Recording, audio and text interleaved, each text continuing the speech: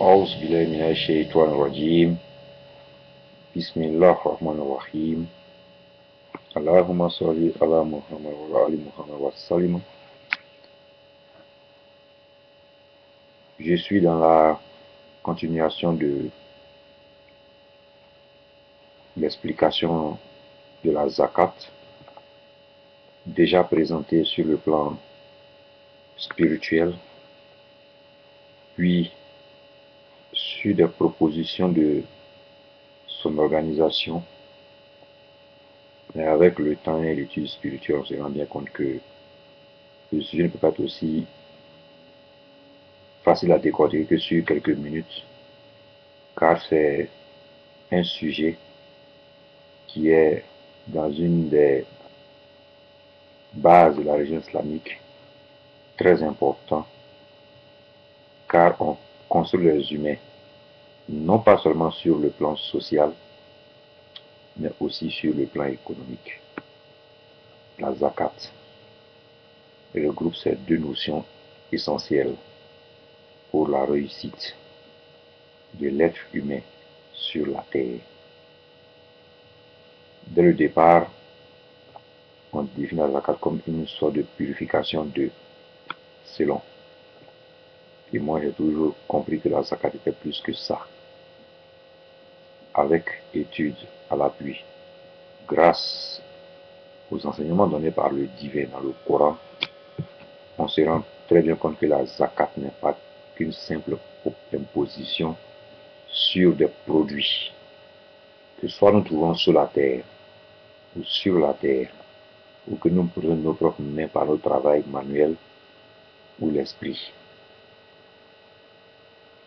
Ici, on va essayer de ressortir la notion que la zakat n'est pas simplement qu'une imposition. On va démontrer que la zakat est un système économique et monétaire qui permet donc aux humains qui agréent à ce système d'obtenir un bonheur jamais obtenu avant. Le problème avec l'être humain, le bonheur n'est pas ce qui le préoccupe à comprendre, mais c'est la possession qui l'intéresse. Je veux dire que l'être humain se croit heureux que quand il possède.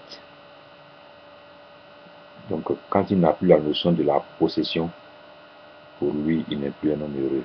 Ils ont un être humain heureux.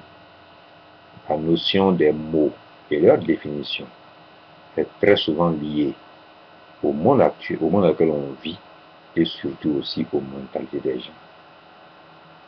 Je me rappelle très bien que le mot terroriste ou terreur n'est pas une invention des musulmans, mais bien sûr des jacobins, qui ont installé le régime de la terreur. Mais aujourd'hui, quand tu demandes à quelqu'un c'est quoi un terroriste, la première notion qu'il te ressort, c'est un musulman qui met des bombes. Parce que la notion des mots est très souvent liée aux définitions qu'en donnent les hommes et non aux définitions qu'en donne Allah. Ce qui fait que souvent un mot que Allah nous donne, quand on n'y prête pas une attention particulière, on l'a défini comme des mots venant des hommes, alors que ce n'est pas souvent ce que Allah veut que nous comprenions. C'est pour cela qu'il nous demande toujours de procéder à une étude toujours approfondie des mots qu'il nous donne pour ceux qui réfléchissent. La réforme radicale a toujours dit que la zakat est un système économique que le Seigneur Allah a indiqué aux musulmans pour éradiquer la pauvreté parmi les hommes. Notre rêve sur la terre est d'obtenir une vie heureuse, liée à la liberté, justement, de pouvoir acquérir des choses licites avec des biens gagnés licitement, et pour nous aider à vivre de manière heureuse sur la terre. Allah a indiqué le moyen le plus simple, le plus concret, le plus direct, le plus vrai, pour atteindre ce bonheur.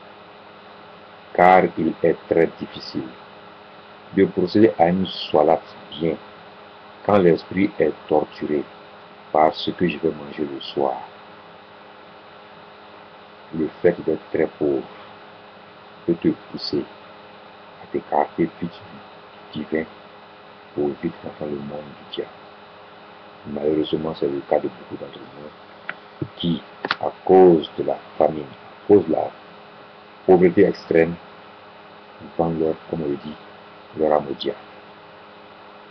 C'est pour éviter que nous allons nous confier au diable pour acquérir des biens matériels sur terre que Allah a donné aux musulmans, aux êtres humains, une clé qui n'est plus liée forcément à ton intelligence, une clé qui fait disparaître les injustices et les inégalités dans un peuple. Le Coran nous indique qu'il y a 8 catégories de personnes qui doivent percevoir, qui sont bénéficiaires de la zakat. Le problème avec les musulmans, c'est souvent de ne pas aller en profondeur des mots et de n'y donner que le sens commun qu'on lui donne. J'aurai un exemple pour expliquer cette théorie avant de revenir au sujet. Dans tout le Coran entier, le mot charia n'est visible qu'une seule fois, si ma mémoire est très bonne, dans la sourate de la Genouille. Mais aujourd'hui, le mot charia est le mot le plus prononcé par les musulmans comme par les non-musulmans. Alors que ce mot, quand tu le Coran en arabe, tu le vois qu'une seule fois dans le Coran. Qui fait qu'un homme qui est censé réfléchir et vivre avec le divin se posera la question: si la charia était la chose la plus importante pour l'islam, pourquoi que Dieu ne fait que dire ce mot à Mohammed par Jibril, alayhi salam, qu'une seule fois, alors que pratiquement à toutes les pages qu'on lit du Coran, tu verras la sourate et la zakat, la plupart des parties. Dieu met sa force sur le travail des cœurs des hommes pour changer la sourate et la zakat, les dettes, les relations humaines, les relations commerciales, et tout ceci, le traités de paix et de guerre, tout. C'est ça qui remplit même le sens du Coran. Mais nous, on ne parle jamais de la sourate de la zakat. On est tous focalisés sur la charia, un bien grand mot, dont on n'a même plus le sens originel, mais inconsciemment aujourd'hui. Le monde entier récite la définition donnée par les Occidentaux au mot charia lui-même. La preuve est que quand une région d'Afrique ou d'Asie décide de mettre la charia comme la loi divine, la seule chose visible qu'on a de ce qu'ils font, c'est de couper les mains aux innocents, de fouetter les innocents.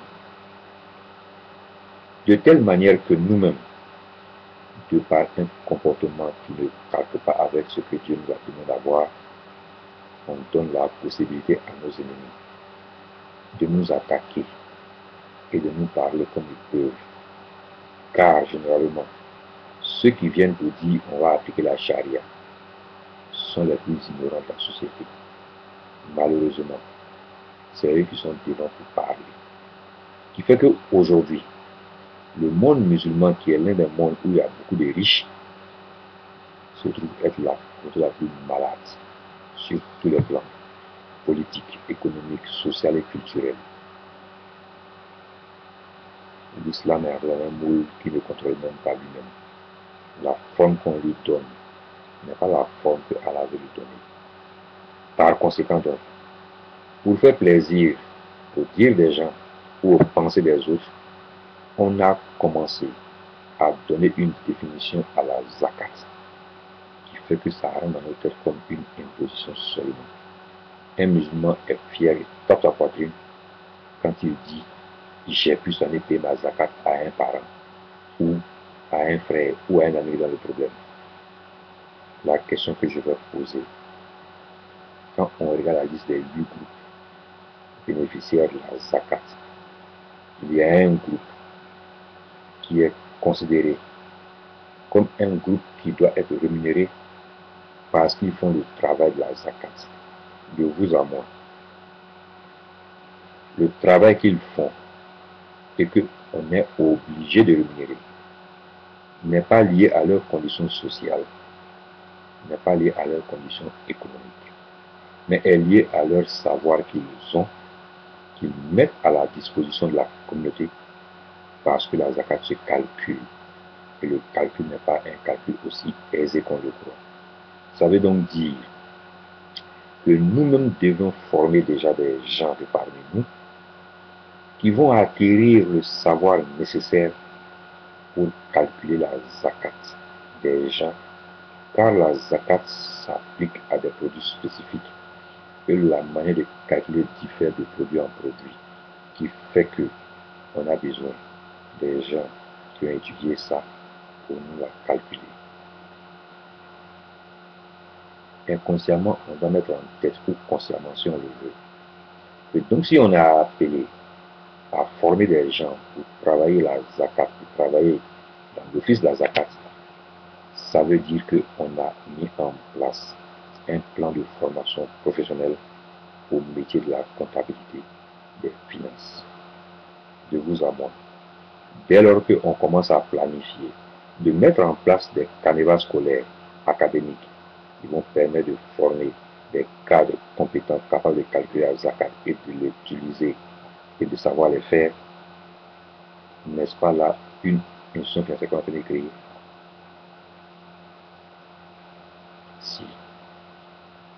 Ça veut donc dire que on ne peut commencer à prélever la zakat chez les gens quand on a fini de déclarer leurs biens et qu'on a fini de faire le calcul de la zakat qu'ils doivent payer.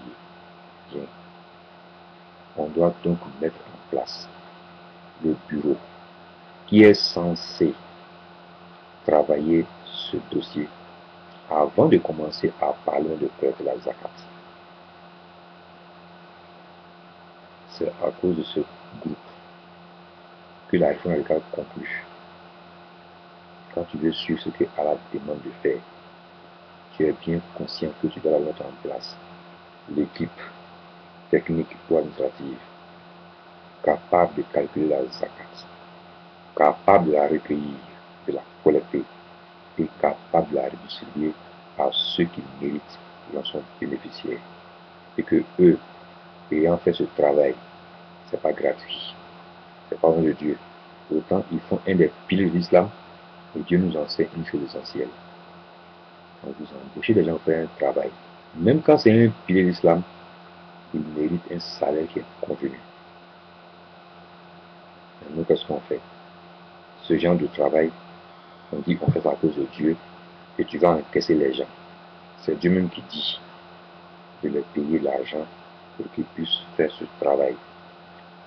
On voit bien donc que Dieu nous informe et nous enseigne des notions élémentaires justement par cette action que tout être humain que tu recrutes pour effectuer une tâche, que ce soit pour ton bien personnel ou pour le bien commun public, doit être rémunéré pour la tâche qu'il fait au nom du groupe, même selon de Allah, pour le groupe.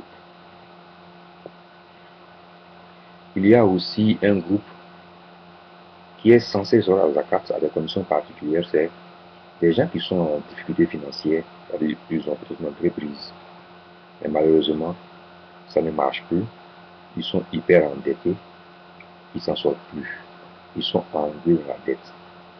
Justement, la zakat est réservée aussi à ceux-là. Comment est-ce qu'on peut s'asseoir pour définir que tel est en faillite dans son entreprise si on n'a pas mis en place un service qui doit nous dire à partir de quel signe exactement on peut considérer que telle personne qui a son compagnie ou son business a des problèmes, il faut l'aider, sinon il risque de fermer, de mettre au chômage des frais. Ce travail Je ne crois pas que c'est un travail qu'on fait autour d'un couteau bas. C'est un travail qu'on fait assis derrière un bureau. On y réfléchit. On fait l'étude sociologique. On détermine les critères de la banqueroute pour dire qu'à ce seuil-là, attention, on doit apporter une bouffée d'air économique à cette entreprise, sinon elle risque de couler, de fermer, et conséquence, elle va jeter à la rue des musulmans qui vont venir augmenter le nombre de ceux qui sont pauvres et besogneux, qui va faire qu'on va seulement affecter la zakat à ce groupe, alors que le but de la zakat, c'est de réduire justement le nombre de groupes de pauvres. Ça, c'est un fait. Il y a aussi un groupe qu'on dit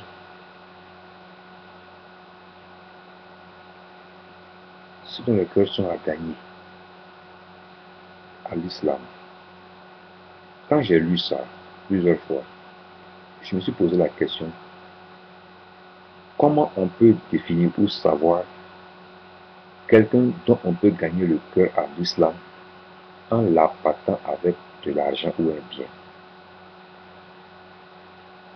J'arrive à la conclusion suivante, avec mon raisonnement logique divin qu'il m'a donné pour comprendre les choses. Généralement, des gens sont en difficulté financière ou ont un projet important. Quand ils vont dans les banques classiques, ils sont découragés par le taux d'intérêt qu'on leur propose. Ils ont peur. C'est là donc que nous, on doit, en tant que musulmans, lui proposer un guichet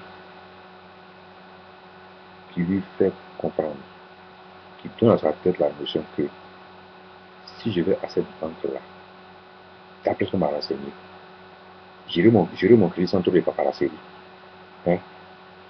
Et je ne vais rembourser que ce qu'on m'a donné, si c'est un prêt. Ou même si j'ai la chance, je peux l'avoir de manière gratuite. Je prends un exemple. Quelqu'un veut ouvrir un magasin de pièces détachées. Auto, ça coûte cher pour commencer. Parce qu'il a appris peut-être avec des gens toute sa vie. Maintenant, il veut s'installer à son propre compte. Peut-être qu'il n'est pas musulman. Il va dans des banques, il demande 1 million. Mais quand on lui fait les paparasseries, les taux d'intérêt, il voit qu'il ne va pas pouvoir s'en sortir peut-être. Donc, il cherche. Il cherche. C'est en ce moment que l'islam doit intervenir pour nous dire, si tu viens chez nous, tu n'en as pas remboursé un rond du million. Il va demander, mais comment? Parce que c'est Dieu qui nous a ordonné que des gens comme toi, si ils viennent à nous avec un programme fiable qui va créer de l'emploi, on doit l'aider. On sait très bien que si tu as eu l'aide de cette manière, carrément un don à cause de nos religions, même si tu n'as pas rentré le même jour, tu vas commencer à regarder la religion avec un œil différent. Tu vas commencer à analyser de manière différente tous les dénigrements qu'on raconte autour de l'islam. Tu vas commencer toi-même à défendre la religion islamique, même sans être musulman, en disant, vous parlez mal des musulmans, pourtant c'est eux qui m'ont installé gratuitement. Ceux que vous dites qu'ils sont bien quand je les vois, ils voulaient m'escroquer en mettant un intérêt impossible. C'est comme ça qu'on a fait ça. Tout simplement, il va chercher à connaître d'autres choses de l'islam pour voir comment ça évolue. Généralement, ce genre de personnes, quand on gagne leur cœur à la religion, deviennent souvent, et c'est prouvé, les plus grands défenseurs de la religion. Plus même que ceux qui pensent qu'ils ont ça en héritage de leurs parents. Car je l'ai toujours dit, l'islam n'est pas une transmission des gènes de père en fils. Impossible. Par conséquent, voici les cœurs à gagner à l'islam. Mais nous, on veut donner à quelqu'un contre la promesse qu'il a donnée musulman, alors que le verset, c'est pas nous qui l'avons révélé. Dieu n'a mis aucune condition quand il dit ceux à qui on doit gagner le cœur en les remettant de la zakat.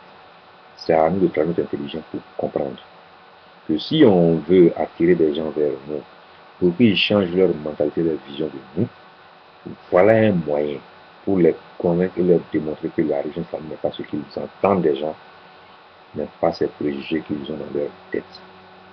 Les stéréotypes minent l'esprit de l'homme et créent justement les conflits. Car quand tu viens dans la tête déjà avec une idée, une image déjà erronée, donnée par la société en général, et que tu viens découvrir la réalité des faits dont toi-même tu es un bénéficiaire conséquent, le discours change. Tu ne parleras plus comme quand tu parlais avant l'être. Car je sais très bien qu'il est pratiquement impossible d'obtenir 1 million de francs gratuitement d'une banque ou d'une institution financière. Mais l'islam peut le faire. Et l'islam doit faire ça. Justement, ce sont ces cœurs-là qu'on gagne. Et Dieu précise bien, les cœurs sont à gagner. Comme pour nous envoyer un message très fort que l'islam, pour mieux la cerner, il faut ton cœur accepter l'islam. Le cœur ne parle plus religion. C'est le corps qui représente la religion. Mais l'intérieur n'a rien de différent d'un catholique ou d'un protestant ou d'un témoin de Jéhovah. C'est triste de le constater. C'est une vérité indéniable que le musulman d'aujourd'hui préfère vivre comme les chrétiens, même s'il fait les recours et les soudures, même s'il se prive de nourriture. Il cherche le boulot bétail à Tabaski pour abattre. Et après ça, il se plaint qu'il y a trop de graisse en la viande. Qui court de maison en maison, chercher de l'argent avec des gens pour aller d'après lui faire un voyage touristique qu'il appelle un voyage spirituel, le Hajj. Quand il revient du Hajj, et quand il Hajj, il raconte son séjour à la Mecque, il parle pendant 1 heure. Et avec son discours, vous savez plus de la géographie de l'Arabie Saoudite, de la Mecque, de Jeddah et de Madina, plus même que ceux qui habitent en Arabie Saoudite. Car son Hajj n'était pas pour aller prier à Allah, pour faire une retraite spirituelle, ou une méditation spirituelle, mais son voyage, c'était aller découvrir les lieux saints. Découvrir les lieux saints est totalement différent d'aller méditer dans les lieux saints. Alors que le Hajj n'est rien d'autre qu'une séance de méditation dans une période bien précise de l'année. Ceux qui ont le cœur gagné par la religion se rencontrent pour ensemble communier et demander à Dieu d'un seul cœur, divisé en plusieurs milliers, les faveurs de Allah. Pour nous les musulmans, mais pour aussi toute l'humanité. Car il y a un hadith que j'aime beaucoup, qui n'aime pas être regardé par beaucoup de personnes, qui est l'humanité est comme un navire qui vogue sur l'eau. Sur le pont sont ceux qui respectent les lois divines. Dans la cale, ceux qui ne sont pas respectés les lois divines. Si ceux qui sont sur le pont refusent de venir en aide à ceux qui sont à la cale de l'eau à manger, un idiot est capable de faire un tour à la coque pour dire tous mes pays à de l'eau en abondance. Il va préférer boire de l'eau salée que de mourir de soif. Finalement, ce n'est pas lui l'idiot. L'idiot, lui était sur le pont qui a laissé quelqu'un en bas faire un trou, qui a préféré boire de l'eau salée que de mourir de soif. La conclusion, on la connaît. Quand on va couler le navire dans le profondeur de l'eau, je ne crois pas que ceux qui sont sur le pont seront épargnés par la noyade. Ma salam.